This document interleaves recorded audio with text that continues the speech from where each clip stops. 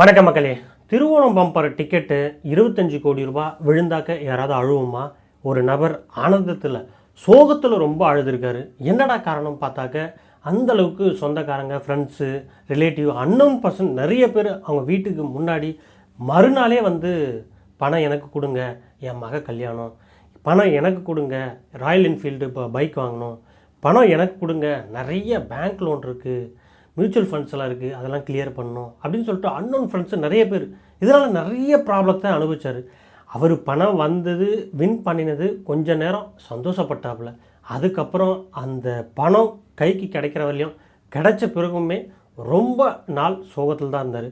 So அவருடைய personal அனுபவத்தை, சோகத்தையும் இந்த வீடியோவில் முழுக்க பார்க்குறதுக்கு முன்னாடி நம்ம சேனலை இப்போ தான் ஃபஸ்ட் டைம் பார்க்குறீங்கனாக்க மறக்காமல் நம்ம சேனலை சப்ஸ்கிரைப் பண்ணிக்கோங்க. அப்போ தான் நான் போடுற வீடியோ உங்களுக்கு டெய்லி ஷோ ஆகும். ஸோ லாட்ரி பற்றின வீடியோஸ் தொடர்ந்து போடுவோம். ஏன்னா லாட்ரி பற்றின வீடியோஸ் மட்டும்தான் நிறைய வியூஸ் போகுது. அதுதான் சின்சியர் ரிக்வெஸ்ட்டு. ஸோ லைக் பண்ணுங்கள், கமெண்ட் பண்ணுங்கள், ஷேர் பண்ணுங்கள். அனுப் அப்படின்ற ஒரு நபர் கேரளாவில் ஒரு லாரி டிரைவர். அவர் தினசரி லாரி ஓட்டுறவர் தான். கிட்டத்தட்ட ஒரு 15 வருஷத்துக்கு மேலே அவர் லாட்ரியே வாங்கிட்டு இருந்திருக்காரு. ஃபேமிலியாக ஒரு புவர் ஃபேமிலி தான். அவங்க பெருசாக ஒரு இன்கம்மு, சேவிங்ஸோ, அது மிகப்பெரிய சொந்த வீடோ இல்லை இடமோ கிடையாது. இந்த லாட்ரி மட்டும் தொடர்ந்து ஒரு 15 வருஷத்துக்கு மேலே வாங்கி ட்ரை பண்ணிகிட்ருக்காரு. 2022ஆம் ஆண்டு செப்டம்பர் 29ஆம் தேதி அவர் வழக்கம் போல் எப்பயும் போல் 10 வருஷமாக வாங்கிட்டு இருந்த நபர் பார்த்திங்கன்னா கேரளா லாட்ரி ஸ்டேட்டில் நிறைய ரெஸ்ட்ரிக்ஷன், பக்கத்து ஸ்டேட்டான தமிழ்நாட்டில் கூட லாட்ரி கிடையாது. சில ஸ்டேட்டில் மட்டும்தான் அந்த லாட்ரி இருக்குது. ஸோ அந்த மாதிரி கேரளாவிலையும் லாட்ரி இருக்குது. அந்த கேரளா லாட்ரியில் 2022 ஒரு லாட்ரி வாங்குறாப்புல. திருவோணம் பம்பர் 25 கோடி ரூபா, மிகப்பெரிய ஒரு தொகை. அவ்வளோ பெரிய தொகை அவரும் பார்த்தது கிடையாது. அப்படி வாங்கின ஒரு நபர் அந்த ரிசல்ட் ட்ரா டேட் அன்றைக்கி பார்த்தீங்கன்னா இவர் தான் வின்னிங் அப்படின்னு சொல்லிட்டு அஃபிஷியலாக இருக்காங்க. அதை கன்ஃபார்ம் பண்ணுற வரலையுமே இல்லை இதை கன்ஃபார்ம் பண்ணிவிட்டு நம்ம வெளியே போவோம், தெரிஞ்சுப்போம் அப்படின்னு சொல்லிட்டு வெயிட் பண்ணுறாங்க. பார்த்தோன்னா அஃபிஷியலாக கன்ஃபார்ம் ஆகுது. இந்த டிக்கெட் நம்பர் தான் இந்த ஏஜென்ட்டுடைய கீழே யார் வாங்கினாங்களோ ஸோ அவங்க தான் வின்னர். 25 கோடி ரூபா அப்படின்னு சொல்லிட்டு அஃபிஷியலாக அனௌன்ஸ்மெண்ட் வருது. பார்த்தீங்கன்னா இவரும் முன்னின்று போயிட்டு சோசியல் மீடியாவில் குடும்பத்தோட, மனைவியோட, குழந்தையோட போயிட்டு இன்டர்வியூ கொடுக்குறாங்க. ஸோ மனைவி வந்து ஒரு வார்த்தை சொல்கிறாங்க, நான் இந்த பணம் 25 கோடி ரூபா எனக்கு கிடைச்சதுனாக்க கண்டிப்பாக முடியாதவங்களுக்கு, பணத்தின் வழியாக ரொம்ப கஷ்டப்படுறவங்களுக்கு, கடன் தொல்லையாக இருக்கவங்களுக்கு, இவங்களுக்கெல்லாம் நான் உதவி பண்ணுவேன் அப்படின்னு சொல்லிட்டு அனுப்புடைய மிஸ்ஸஸ் வந்து மீடியாவிலாம் சொல்கிறாங்க. அனுப்பும் கூட இருக்காங்க. ஸோ யாருக்காக இருந்தாலும் ஒரு மிகப்பெரிய தொகை வந்துச்சுனாக்க யாராவது கொடுத்து உதவணும் அப்படின்ற ஒரு எண்ணம் வருதும். ஸோ அந்த 2 நபர்களுக்கும் ஒரு எண்ணம் வந்திருக்கு. ஸோ அதை மீடியாவில் சொல்கிறாங்க. இதை தெரிஞ்சுக்கிட்ட நபர்கள் இவங்க அந்த டிக்கெட்டு பார்த்திங்கன்னா வின்னிங் டிக்கெட்டு நம்மள்ட்ட தான் இருக்குது, நம்ம தான் கன்ஃபார்மு. ஸோ இந்த விக்கெட்டு 25 கோடி இருக்கான வின்னிங் டிக்கெட்டு நம்மள்ட்ட இருக்குது. அதனால் நமக்குன்னு தெரிஞ்ச உடனே ரொம்ப மிகப்பெரிய ஒரு சந்தோஷம் அடைகிறாங்க. அந்த சந்தோஷம் ரொம்ப நேரம் நீடிக்கலை. விடிஞ்ச அடுத்த நாளே பார்த்தீங்கன்னாக்க ஃப்ரெண்ட்ஸு, சொந்தக்காரன், அன்னோன் பர்சன்ஸ், எங்கேயோ தமிழ்நாட்டிலேருந்து திரைப்படம் எடுக்கிறவங்கெல்லாம் எனக்கு ஒரு 2 கோடி ரூபா 3 கோடி ரூபா படம் எடுக்கிறேன், எனக்கு ஒரு 3 கோடி ரூபா பணம் கொடுங்க, நான் உங்களுக்கு திருப்பி தரேன் அப்படின்னு சொல்லிட்டு போயிட்டு அவங்க பொழுதுக்கும் வாழ்த்துக்கள் சொல்கிறதோட எனக்கு பணமும் கொடுங்க அப்படின்னு சொல்லிட்டு எல்லாம் போய்ட்டு வீட்டு வாசலில் நிற்கிறாங்க. இதனால் பார்த்தீங்கன்னா மன உளைச்சல் போய் ஆகிட்டு அந்த ஃபேமிலி அந்த கிடைச்ச சந்தோஷம் ரொம்ப நேரம் நீடிக்கிறதுக்குள்ளே ரொம்ப அவங்களுடைய சர்க்கிள் ரொம்ப சுருங்கிடுச்சு. ரொம்ப ஏண்டா இந்த பணம் கிடைச்சது 25 கோடி அப்படின்ற மாரி மன உளைச்சலுக்கு ஆகிட்டு அழுத ஆரம்பிச்சிட்டாங்க. ஈவன் இவங்களுடைய மனைவி மிஸ்ஸஸ் அனுப்புடைய மனைவி போயிட்டு தன்னுடைய பையனுடைய பள்ளி போகிறதுக்காக ஒரு பேக் வாங்க போகிறாங்க. போயிட்டு ஒரு பேக் வாங்குகிறாங்க. பேக்கை வாங்கிட்டு மீதி சில்லறை கேட்கும்போது, நீங்கள் தான் நிறைய பணம் வின் பண்ணிட்டீங்களா, 25 கோடி, இதெல்லாம் ஒரு தொகையா போங்க அப்படின்னு சொல்லிட்டு அந்த அனுப்புடைய மனைவியை ஸ்கோல் பண்ணி திட்டி அனுப்பிச்சி விட்றாங்க. ரொம்ப விதண்டாவாதமாக சொல்லி, உங்களுக்கெல்லாம் இதெல்லாம் சில்லறையா, இதெல்லாம் ஒரு பணமா, போங்க அப்படின்னு சொல்லி அனுப்பிச்சி விட்றாங்க. இது பேக் வாங்க போனோடனே அதுக்கப்புறம் அந்த மனைவி மிஸ்ஸஸ் அனுப்புடைய மனைவியுமே வெளியே போகிறதுக்கே பயப்படுறாங்க. இதை தாண்டி வெளியில் எங்கே போனாலும் அந்த ஃபேமிலிடா, அவங்க வராங்க படுறா, அவங்க தான்டா 25 கோடி ரூபா வின் பண்ணாங்க, திருவோணம் பம்பர் அவங்க தான்டா வின் பண்ணாங்க அப்படின்னு சொல்லிட்டு சுற்றி சோசியல் மீடியா சர்க்கிள்லாம் பயங்கரமாக வருது. மீடியா சேனல், சோசியல் மீடியா இப்போ 2026, அதுக்கு முன்னாடிலாம் அப்போ தான் வளர்ந்து வருது சோசியல் மீடியா. அவங்கெல்லாம் வரும்போது வெளியில் போயிட்டு நிம்மதியாக சுதந்திரமாக இருக்கவே முடியல அந்த ஃபேமிலி. அவ்வளோ மன உளைச்சலுக்கு ஆளாயிட்டாங்க. அனுப் அப்படின்ற அந்த ஃபேமிலி மெம்பர்ஸ் பார்த்தீங்கன்னாக்கா அந்த அனுப்புடைய மனைவியுமே கிட்ட ஒரு 6 மாதம் கர்ப்பிணி பெண்ணாக இருக்கிறதுன்னு சொன்னாங்க. அவங்க இப்போ எப்படி இருக்காங்கன்றது தெரியல. ஸோ அந்த ஸ்டோரிலாம் படிக்கும்போது கொஞ்சம் மன வருத்தமாக இருந்துச்சு. ஏடா 25 கோடி ரூபா வின் பண்ண ஒரு குடும்பம், ஒரு ஃபேமிலி, ஒரு நபர் இப்படி இந்த அளவுக்கு வருத்தப்பட்டுட்டு இருக்காரான்னு. ஏன்னா அந்தளவுக்கு கண்ணீர் விட்டு அழுதுருக்காங்க. அடடா இந்த 25 கோடி ரூபா நம்ம கிடைக்காம இருந்தாலே நம்ம நிறைய நிம்மதியாக இருந்திருக்கும் போலவுது.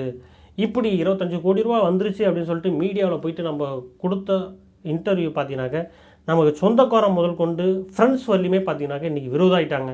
ஏன்னா பணம் திடீர்னு வருவாங்க ரிலேட்டிவ், எனக்கு ஒரு 50 லட்ச ரூபா கொடுங்கப்பா, நான் இந்தமாரி கடை இருக்குது, நான் அடைச்சிட்டு மறுபடியும் கொடுக்குறேன், இல்லை அடைச்சிட்றேன் அப்படின்னு சொல்லுவாங்க.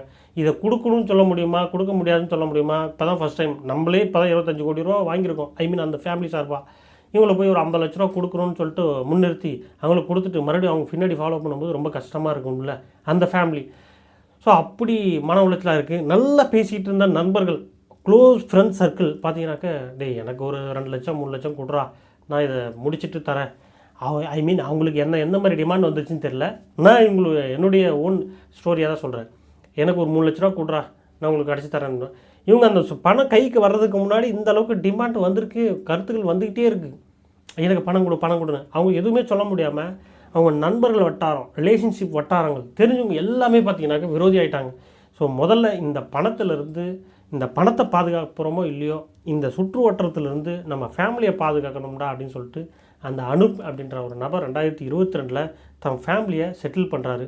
ஸோ இது பார்த்தீங்கன்னாக்க யாருக்கும் 25 கோடி ரூபானா 25 கோடி ரூபா வரப்போகிறது கிடையாது. கிட்டத்தட்ட ஒரு 55% பிடிப்பு போக ஜிஎஸ்டி, எஸ்டி, செஸ்ஸு, இது வேட் வரி இதெல்லாம் போக, ஏஜென்ட் கமிஷன் போக, இதுக்கப்புறம் தான் நம்மளுக்கு இந்த 25 கோடியில் மைனஸாக வரும். ஸோ அந்த சமயத்தில் 2022 அரௌண்டு ஒரு 13 crore to 14 crore, 13 கோடியிலேருந்து 14 கோடி ரூபா ஸோ இவங்களுக்கு கிரெடிட்டாக இருக்கும் அந்த அனுப் அப்படின்ற ஒரு நபருக்கு, அவங்க ஃபேமிலிக்கு.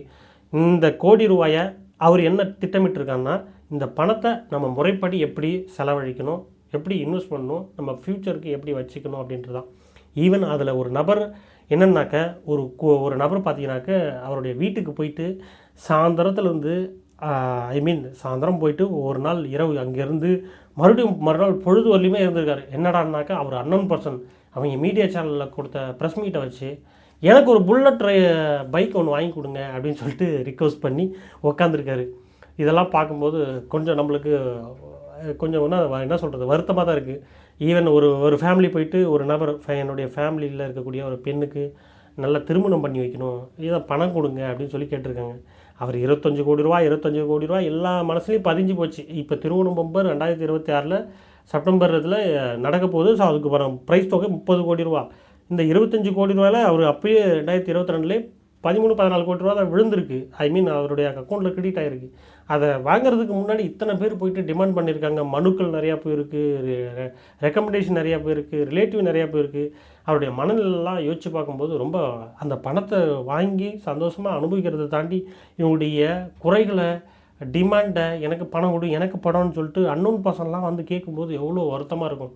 அந்த மாதிரி சுச்சுவேஷனில் நீங்கள் என்ன பண்ணியிருப்பீங்க, இந்த சுச்சுவேஷனை நீங்கள் எப்படி ஹேண்டில் பண்ணிருப்பீங்க, இந்த வீடியோ பார்த்துட்ருங்க அப்படின்ற உங்கள் கருத்துக்களை கமெண்ட் பாக்ஸில் தெரிவிங்க. ஸோ எனக்கு பர்சனலாக பொறுத்த வரலையும் பார்த்தீங்கன்னாக்கா, ஆரம்பத்தில் இந்த ஸ்டோரிஸ் எல்லாம் படிக்கிறதுக்கு முன்னாடி என் சொந்த பந்தம், என் ஊர் சார்ந்த நபர்கள், முக்கியமான ஆட்கள்லாம் ஒரு பைக்கில் வண்டியில் அழைச்சிட்டு போயிட்டு கேரளாவை சுற்றி காமிச்சிட்டு அது போய் திருவோணம் அந்த ஹெட் குவார்ட்டர் ஆஃபீஸில் போயிட்டு இதை கொடுத்து மறுபடியும் அந்த டிக்கெட் அனுபவிச்சு ஒரு செல்ஃபி, ஓவராலாக ஒரு செல்ஃபி வீடியோவாக இந்த திருவோணம் பம்பர் கிடச்சினாக்க செல்ஃபி வீடியோ எடுத்து என்னுடைய சோஷியல் மீடியா பக்கத்தில் பதிவிட்டு இன்னும் என்னுடைய யூடியூப் சேனலில் பயங்கரமாக க்ரோ பண்ணுவேன் அப்படின்ற எண்ணம் எனக்கு இருக்குது. அதுமாதிரி உங்களுக்கு என்ன எண்ணம் இருக்குது, நீங்கள் யாருக்கு ஹெல்ப் பண்ணுவீங்க அப்படின்றத சொல்லுங்கள். ஸோ கண்டிப்பாக முடியாதவர்களுக்கு, ஒரு அர்ப்பனேஜ் சம்மந்தப்பட்ட நபர்களுக்கு, என்னை சார்ந்த வந்த அந்த நபர்களுக்கு எல்லாத்தையுமே என்னால் முடிஞ்ச என்னால் முடிஞ்சில்ல, அவங்க கஷ்டத்தை கடன் போக்குற அளவுக்கு பணம் கொடுத்து உதவி பண்ணி அந்த பணத்தை மறுபடியும் மீட்கிற அளவுக்கு, அவங்க முடிஞ்சால் கண்டிப்பாக சம்பாதிக்கிற அளவுக்கு அவங்க எலிஜிபிள் இருந்தால் கண்டிப்பாக அந்த பணத்தை வாங்குகிற அளவுக்கு அவங்களுக்கு ஃப்ரீடமாக கொடுத்து சம்பாதிக்கிறதுக்கான ஒரு ஃப்ரீடம் கொடுத்து அவங்கள மறுபடியும் வாங்குவேன் அப்படின்ற கருத்தோடு உங்கள்கிட்ட சொல்லிக்கிறேன். ஸோ உங்களுடைய கருத்துக்கள் என்ன, இந்த அந்த விஷயத்தை எப்படி ஹேண்டில் பண்ணியிருக்கான் 2022 அப்படின்றத கமெண்ட் பாக்ஸில் கருத்துக்களை தெரிவிங்க. ஸோ அடுத்த ஒரு நல்ல வீடியோவோட உங்களை மீண்டும் சந்திக்கிறேன். நன்றி, வணக்கம்.